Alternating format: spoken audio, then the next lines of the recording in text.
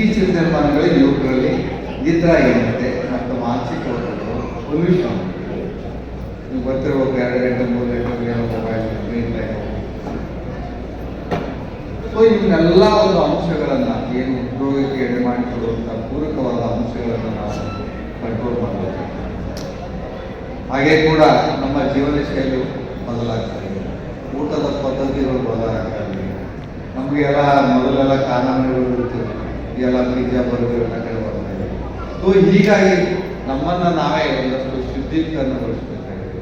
ಅಂದರೆ ನಾವು ಊಟ ಮಾಡುವಂಥ ಪದಾರ್ಥ ಆಗಿರ್ಬೋದು ಅಥವಾ ಮನೆಯಲ್ಲಿ ಮಾಡುವಂಥ ಅಡುಗೆ ಪದ್ಧತಿ ಆಗಿರ್ಬೋದು, ಅವೆಲ್ಲ ನಾವು ಮೊದಲೆಲ್ಲ ಹೇಳಿದಂಗೆ ಊಟ ಬಲ್ಲವನಿಗೆ ರೋಗ ಬಲ್ಲ, ಮಾತು ಬಲ್ಲವನಿಗೆ ಜಗಲ್ಲ. ಸೊ ಮೊದಲು ನನ್ನ ಸಿದ್ಧಾಂತ ಶಿಖಾಮಣಿ ಆಗಿರ್ಬೋದು ಇದರಲ್ಲಿ ಹೇಳ್ತಿದ್ರು, ಒಮ್ಮೆ ಉಂಡವ ಯೋಗಿ, ಇಮ್ಮಡಿ ಉಂಡವ ಏನು ಹೋಗಿ, 3 ಸಲ ಉಂಡವ ಹೋಗಿ, 4 ಸಲ ಉಂಡವ. ಹೀಗಾಗಿ ಕಾಯಿಲೆಗಳ ಸ್ವರೂಪ ತೀವ್ರತೆ ಹೆಚ್ಚಾಗ್ತಾ ಇದೆ. ಆಮೇಲೆ ಇದು ಮೊದಲು ಶ್ರೀಮಂತರ ಕಾಯಿಲೆ ಆಗಿತ್ತು, ಈಗ ಹಾಗಿಲ್ಲ. ಅದಕ್ಕೆ ಜಾತಿ ಭೇದ ಇಲ್ಲ, ಲಿಂಗ ಭೇದ ಇಲ್ಲ, ಅಂತಸ್ತಿನ ಭೇದ ಇಲ್ಲ. ಬಡವರು, ಗ್ರಾಮೀಣ ಮತ್ತು ನಗರವಾಸಿಗಳನ್ನೂ ಭೇದ ಇಲ್ಲ. ಎಲ್ಲರಿಗೂ ಕೂಡ ಎಲ್ಲರನ್ನೂ ಕೂಡ ಹೆಣ್ಮಕ್ಳಿಗೂ ಕೂಡ ಅಷ್ಟೇ ವೇಗದಲ್ಲೂ ಆಗ್ತದೆ. ಈ ನಿಟ್ಟಿನಲ್ಲಿ ನಮ್ಮನ್ನು ನಾವೇ ಒಂದಷ್ಟು ಅಂದರೆ ಶುದ್ಧವಾದ ಪರಿಸರವನ್ನು ನಾವು ನಿರ್ಮಿಸಿಕೊಳ್ಬೇಕಾಗಿದೆ. ಹಾಗೆ ಕೂಡ ಹೆಚ್ಚಿನ ಪ್ರಮಾಣದಲ್ಲಿ ನಾವು ಸಸ್ಯಾಹಾರಿಗಳಾಗಬೇಕಾಗಿದೆ, ಪ್ಲಾಂಟ್ ಬೇಸ್ಡ್ ಆಯಿತು, ತರಕಾರಿ, ಹಣ್ಣು ಹಂಪ, ಡ್ರೈ ಫ್ರೂಟ್ಸು ಈ ಥರ. ಹಾಗೆ ಕೂಡ ಮನಸ್ಸುಗಳನ್ನು ಕಂಟ್ರೋಲ್ ಮಾಡ್ಕೊಳ್ತೀವಿ.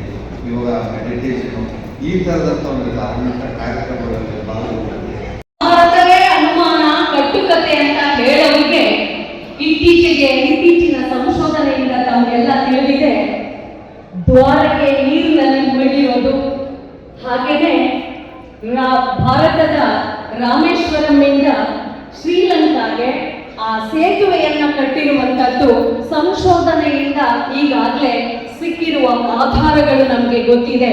ಹೀಗಾಗಿ ಇವೆಲ್ಲವೂ ಕೂಡ ಹಿಂದೆ ಆಗಿ ಹೋಗಿರುವಂತಹ ಘಟನೆಗಳೇ ಆಗಿದ್ದಾವೆ.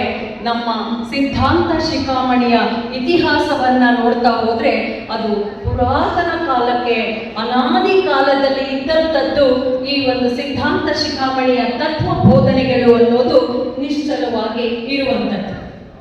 12ನೇ ಶತಮಾನದ ಬಸವಾದಿ ಶರಣರು ಇದೇ ವೀರಶೈವ ಲಿಂಗಾಯತ ತತ್ವ ಸಿದ್ಧಾಂತಗಳನ್ನ ಜನಸಾಮಾನ್ಯರಿಗೆ ಹೊಸ ರೂಪನ್ನ ಕೊಟ್ಟು ಪರಿಚಯಿಸುವಂತಹ ಒಂದು ಕೆಲಸವನ್ನ ಮಾಡಿರುವಂಥದ್ದು ನಮಗೆ ಅತ್ಯುತ್ತಮವಾಗಿ ದಾಖಲೆಗಳ ಸಮೇತ ಸಿಗುವಂಥದ್ದು.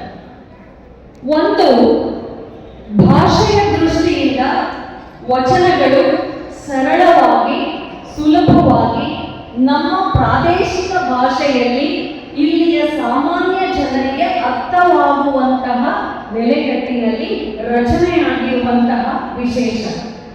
ಹಾಗಾದ್ರೆ ಅದೇ ಅಷ್ಟಾವರಣಗಳನ್ನ, ಅದೇ ಪಂಚಾಚಾರಗಳನ್ನ, ಅದೇ ಷಟ್ಸ್ಥಲಗಳನ್ನ, ಅದೇ ಧರ್ಮ ಸಿದ್ಧಾಂತಗಳನ್ನ ಹೇಳಿದಂತಹ ಸಿದ್ಧಾಂತ ಶಿಖಾಮಣಿ ಯಾಕೆ ಜನಗಳಿಗೆ ವಚನಗಳಷ್ಟು ತಲುಪಲಿಲ್ಲ ಅಂದ್ರೆ ಭಾಷೆಯ ತೊಡಕೆ ಹೊರತು ಅದು ತತ್ವಚಿಂತನೆಗಳ ತೊಡಕಲ್ಲ. ನಮ್ಮೆಲ್ಲರಿಗೂ ಅರಿವಿರೋ ಹಾಗೆ ಪ್ರಾಚೀನ ಕಾಲದಿಂದ ಹಲವಾರು ಪ್ರಾದೇಶಿಕ ಭಾಷೆಗಳು ಭಾರತದಲ್ಲಿ ಇರುವಂಥದ್ದು.